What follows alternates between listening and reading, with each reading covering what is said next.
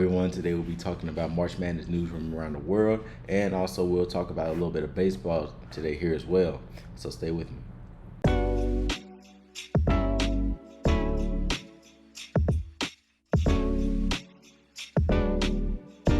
Hello everyone. Welcome back. I hope everybody had a great week, and today we're going to be talking about March Madness and a little bit of baseball, which I'll be talking about for the first time this episode. So starting off with basketball, is March Madness this month, and we started off with an upset in men's basketball. Number 3 seeded Kentucky lost to number 14 Oakland in an upset victory. Oakland won 80-76 with their leading scorer Jack Gohlke having 32 points, shooting 10 for 20 from the three-point land. Honestly, I don't know how Kentucky let somebody shoot 23s in absolutely one game. This guy was all over the place. He was shooting lights out.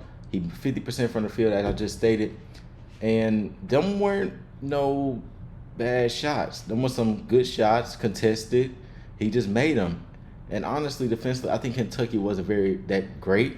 There was a very young team, and they got beat by somebody who actually came off the bench. This guy came off the bench. He wasn't even an NBA prospect, none of that. He wasn't even a star on his own team, but he decided to come out there and light them up for 32 points. 32 points. And Kentucky, honestly, I don't want to bash them so much, but 23 pointers in the game is one of the craziest things I've ever seen. I mean, you see the Currys, you see Reggie Millers, you see the Larry Birds, and it's still mind-boggling to see that people would let you shoot 23 pointers in a game. And the reason why I'm so keen in on that is because that can change. If he shot 10, the score would be lesser than what it was. So, Kentucky, they had a great season, but now, unfortunately, they have to exit in the first round. And that's something that nobody saw coming. So, moving on to the next topic. We're going to stay in NCAA basketball, but now we're about to go from the men's to the women's. So, we're going to go and talk about Caitlin Clark. Caitlin Clark this season has 1, broke the scoring record, 2, won a conference championship, and now people want to know, will she win the actual NCAA March Madness championship? She was this close last year, though. She fell to LSU. LSU beat them, and we all remember when Angel Reese threw up the, you can't see me face tour. You can't see me gesture, And she got a chance to do it again, and I feel like now she's coming with more vengeance. But the question now is she really going to do it again? She's looking at those same teams that she got to play, the LSUs, the South Carolinas, the Notre Dames, all those schools, the UConns. She got to face those schools again.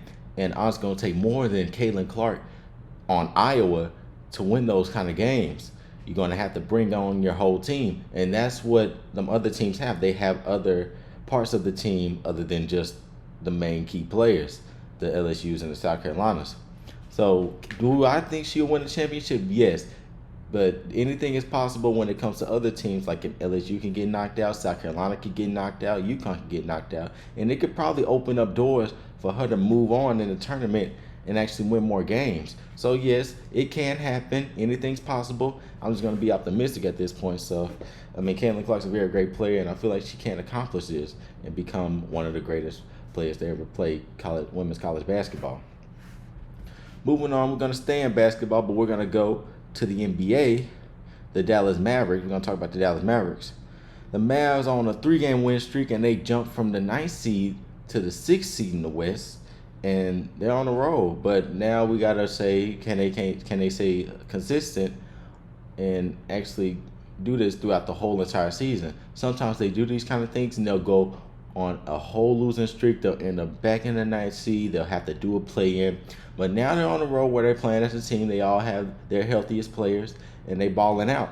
So if they stay consistent, I believe the Mavs can actually be somewhere in the 5th or 4th seed. They don't have to do the play-in, and they could be one of the best teams we see in the West when it comes time for the playoffs to come around.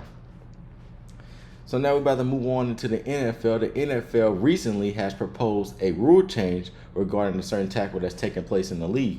So I'm going to go to ESPN right here.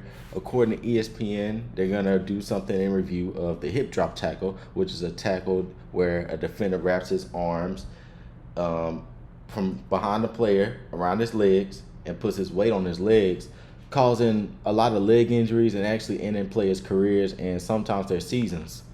So, according to NFL, they said the proposed rule was written to address only a subset of the rugby tackling style that is spread around the NFL in recent years. It calls for a 15-yard penalty if a defender grabs the runner with both hands or wraps the runner with both arms and unweights himself by swiveling and dropping his hips and or lower body, landing on and trapping the runner's legs at or below the knee.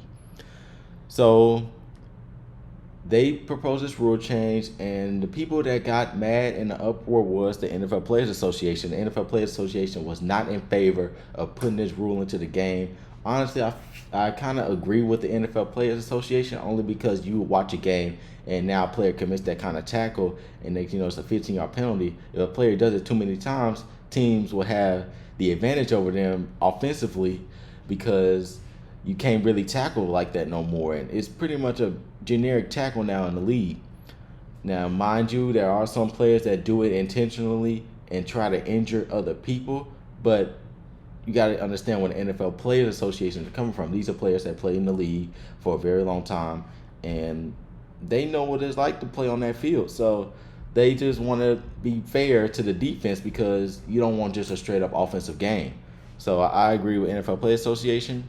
I'm pretty much neutral on this situation. If the rule comes out and they say they want to make this a rule, so be it. I'm going to have to just watch football and see a 15-yard penalty dealing with that. So moving on to the Rangers. We're going to talk about baseball for the first time this episode. Rangers, they're about to finish spring training, and they're going to play the Cubs in a home opener on Thursday, March 28th.